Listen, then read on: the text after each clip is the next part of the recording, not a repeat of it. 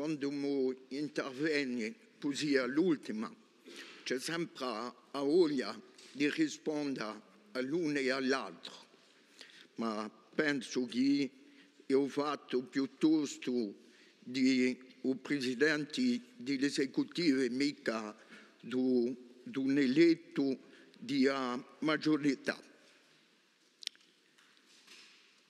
Difficile a questo momento qui perché sono obbligato a dire che sono in disaccordo completo con ciò che è stato detto da Josefa. Se l'Italia a pezzi non ne ferma più nulla. Tanto ciò a spiegarmi a me come si può avanzare altrimenti, perché qui c'è qualcosa che non si capisce mica. Ma prima di fare un'intervenzione corta, voglio rammentare che un nostro amico e patriota, Ivan Colonna, è stato assassinato dans cette prison française, la centrale d'Arles, il y a tout juste 2 ans, il avait 61 ans. Il rejoint tous ceux qui ont péri dans les cellules génoises, dans celle de la tour d'Embrun, au bagne de Toulon. Il est entré dans l'histoire.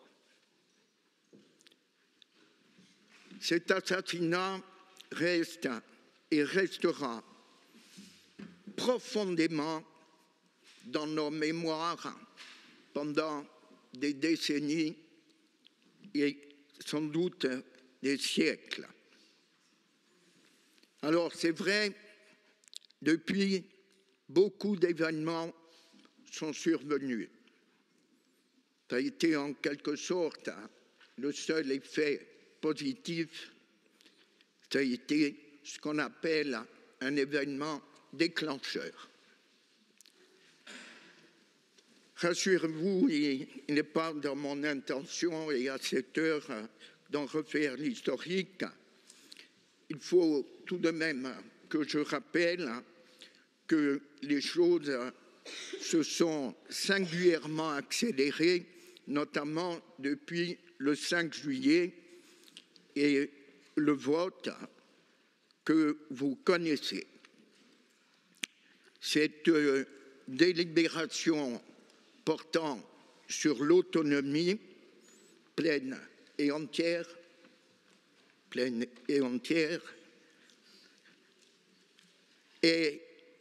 a été perçue comme, et pas uniquement par nous, nationalistes, comme un acte politique majeur de la période contemporaine.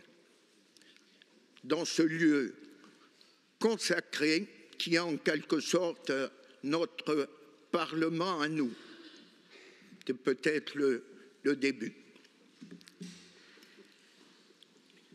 Faut-il rappeler aussi que le vote a été obtenu avec une majorité de quasi 3/4 des conseillers amenés à voter. Je n'ai pas parlé de ceux qui n'étaient pas d'accord, c'était leur droit, mais qu'on le veuille ou non, là aussi, c'est la première fois dans l'histoire contemporaine qu'un texte, qu'une proposition forte au plan politique qui a recueilli l'assentiment de la quasi-totalité des nationalistes a été voté. Ça n'est pas rien. Mais c'est important, pourquoi? Parce que de là, tout décline.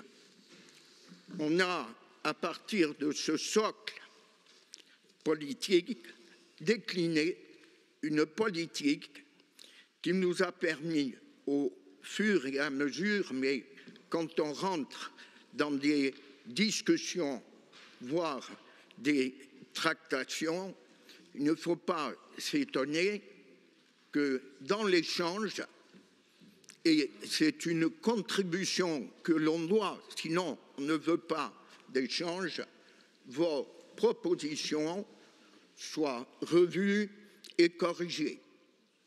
Ce qui ne veut pas dire pour autant que nous renonçons. Nous ne renoncerons jamais. Je l'ai dit, je le répète. Alors, si l'impression de certains, c'est qu'on renonce, je crois qu'ils se sont trompés de film. Très bien. Le fondement de cette proposition d'autonomie, c'est la capacité de disposer du pouvoir législatif dans tous les domaines hors du régalien. Je parle de la proposition du 5 juillet. En ce sens, et qu'il me soit permis de le dire après les propos que j'ai entendus, elle est conforme à l'accord de 2015 précédant l'union de toutes les tendances nationalistes présentes dans l'hémicycle. On est bien d'accord. Accord dont je me plais à rappeler que l'expression usitée, admise, partagée était une autonomie de plein droit et de plein exercice. Pour autant, loin des effets mécaniques, l'autonomie que l'on pourrait obtenir doit être robuste, pérenne et donc irréversible. Elle s'inscrit de ce fait comme une construction, je dirais même une co-construction graduelle. Et c'est peut-être cet élément qui nous distingue. La gradualité, elle est imposée par la réalité de la situation. On n'y échappe pas, sauf à rentrer dans un discours idéologique, mais en essayant, je pense que c'est le souhait de tous les élus, de rester dans ce domaine qui est celui de la défense des intérêts matériels et moraux de la Corse et du peuple corse. Je ne pense pas qu'il y ait de problème là-dessus.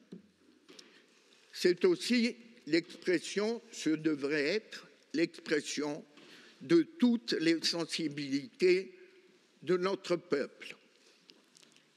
Et c'est à ce titre qu'on pourrait parler d'investissement collectif. On l'a vu, la notion de progressivité a peut-être été perçue comme un frein. Là aussi, cette notion s'impose. Mais au-delà de ce que je viens de dire, il s'imposait aussi un rapprochement politique avec d'autres qui ne pensent pas comme nous. La séance du comité stratégique de vendredi dernier, je crois, est arrivée comme un point d'orgue pour nous rappeler qu'on peut être d'accord sur l'essentiel, même s'il y a quelques désaccords à la marge. Le rendez-vous de Beauvau, alors je ne peux pas vous en parler dans les détails. Je n'y ai pas été invité. J'ai été le seul président à ne pas avoir été invité.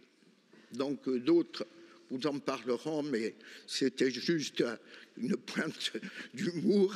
Je ne suis pas passionné par les dîners à la place Beauvau ou ailleurs. Bien.